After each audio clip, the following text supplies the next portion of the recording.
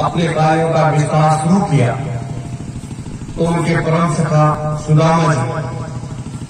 सुदामा जी ब्रह्मा के अवतार थे।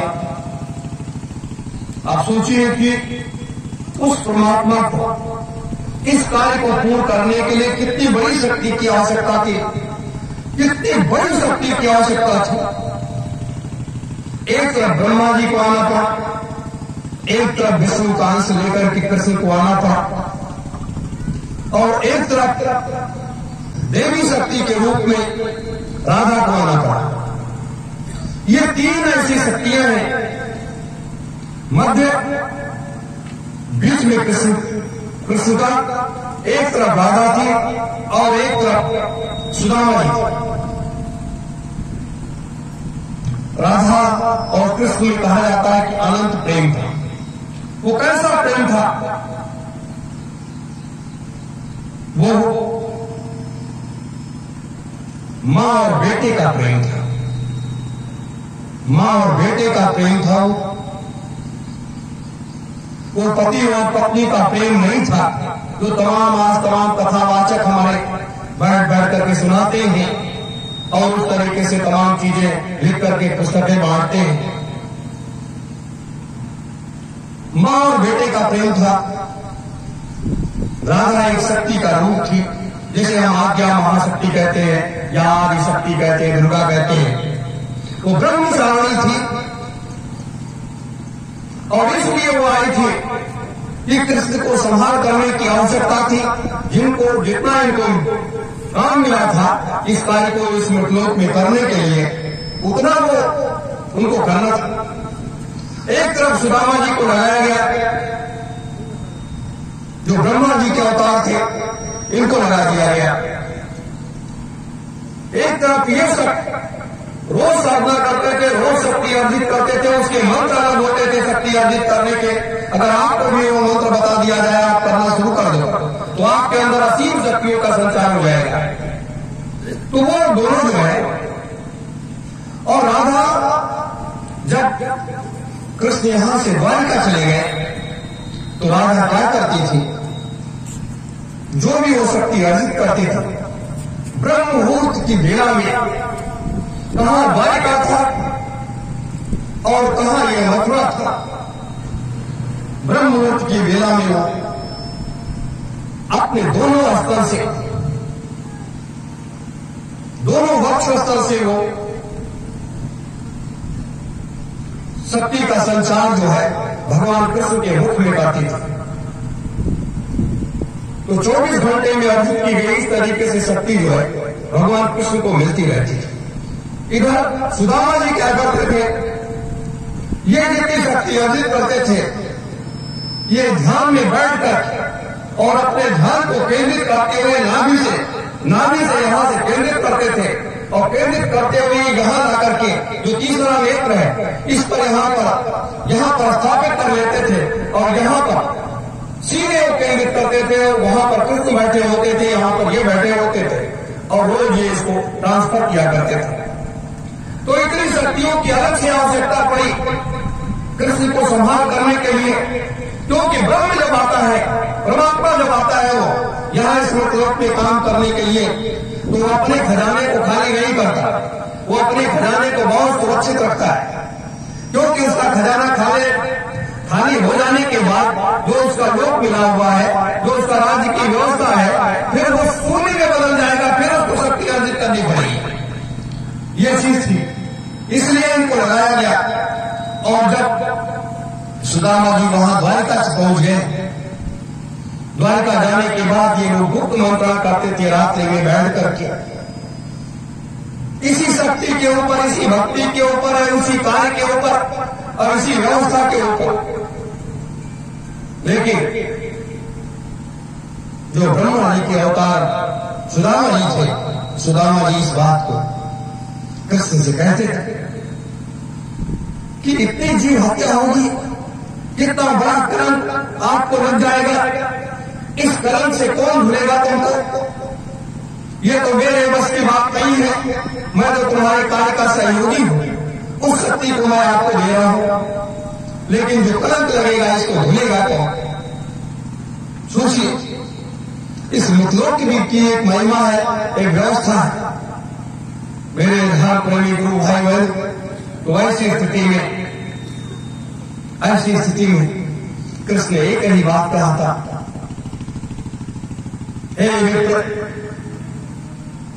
इस कर्म को धुलने के लिए मेरे पास तो कोई उपाय नहीं है, लेकिन मेरी मां है।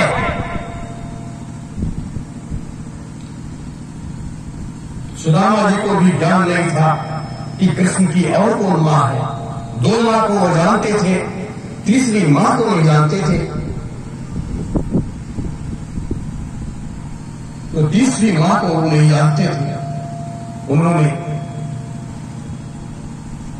पूछा कि कृष्ण, आपकी कौन सी मां, किस मां की बात करते हो आप?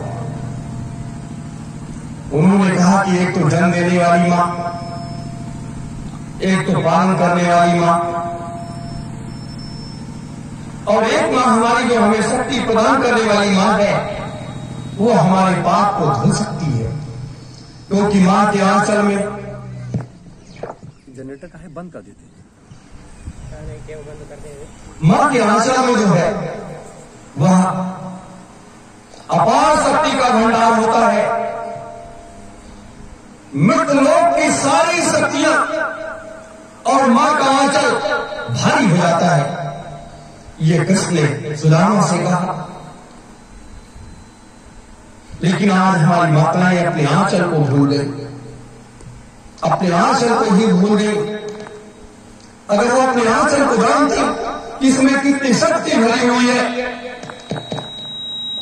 तो कृष्ण ने दिखाया वहीं से उन्होंने राधा को प्रणाम किया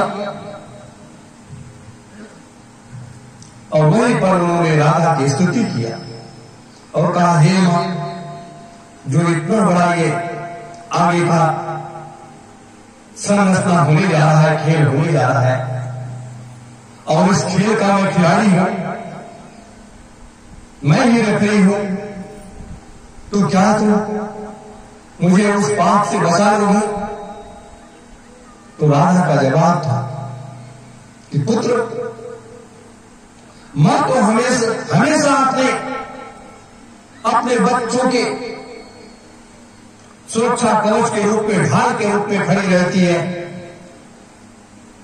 जो कुछ तुम्हारा पाप होगा वो सब मैं अपने ऊपर ले लूंगी, सब मैं अपने ऊपर ले लूंगी और तुम्हें पाप मुक्त कर दूंगी। सोचो, वो मां थी। तो ये मृतलोक का खेल जो है बड़ा अजब गजब का है, बहुत अजब गजब का। हमें सिर्फ जरूरत इन्हीं चीजों की है, इसी को प्रकाश लाने की जरूरत है। और जब ये प्रकाश ये लोगों के अंदर व्याप्त हो जाए, लोग अपने अंदर इसे आत्मसात कर ले, तो लोगों की समझ में आ जाएगा कि सत्य क्या है, असत्य क्या है, जीवन उसका धन्य हो जाएगा। मेरे धर्म प्रेमी गुरु भाई बहन, ये मैंने आपको इसलिए बताया कि जब आप धर्म पथ पर चलोगे, आपके पैरों में कांटे चुभेंगे। ये कलिकाल है। तो जब कांटे चुभे आपके पैरों में, उसको निकाल करके एक तरफ रख देना और अपने कदम को आगे बढ़ाते चलते चलना, कदम को आगे बढ़ाते चलते चलना, रुकने का नाम न लेना। और अगर रुक गए तुम तो वहीं पर रुक जाओगे, आगे का आपको मार्ग भी नहीं मिलेगा। इसलिए इस आश्रम पर आओ, यहां पर सेवा करो। सेवा एक सबसे बड़ा था। जो भी सेवा कार्य मिले उसे सेवा करो। ये शरीर जो है, जब आश्रम पर हो जाता है तो एक दिन की साधना जो है, एक दिन की सेवा आपकी जो है 1 वर्ष की साधना के बराबर हो जाती है। 1 वर्ष आप साधना करेंगे, 8 घंटे रोज अगर करेंगे तो, और 1 दिन की सेवा करेंगे, ये बराबर हो जाता है। तो इसलिए सेवा का भाव हमेशा रखो। और एक चौथे महायज्ञ में 10,000 व्यक्तियों को तैयार करना है। उसके लिए हमें जगह जगह कैंप लगाने हैं, उसके लिए भी तैयारी करनी है और तमाम काम हम बताएंगे। लेकिन आप लोग सक्रिय कर्म त्यागी बन करके आगे बढ़ो और अपने लक्ष्य को पथ पर आगे बढ़ते हुए अपने कार्य को हासिल करो। ये गुरु का काम है, ये भगवान का काम है, ये न हमारा है न आपका है, ये अपने गुरु का काम है, उस परमात्मा का काम है जिसको हम आप सब करने आए और इसको कर रहे हैं। तो इसमें किसी प्रकार की कटौती न। बस इन्हीं शब्दों के साथ आप सभी धर्म प्रेमी गुरु भाई बहनों को सादर सत्यम जय गुरुदेव। और आप लोग शाम को आप लोग पूरा भरपूर समय दीजिए, आपको बहुत कुछ आगे बताएंगे। बस इन्हीं शब्दों के साथ सत्यम जय।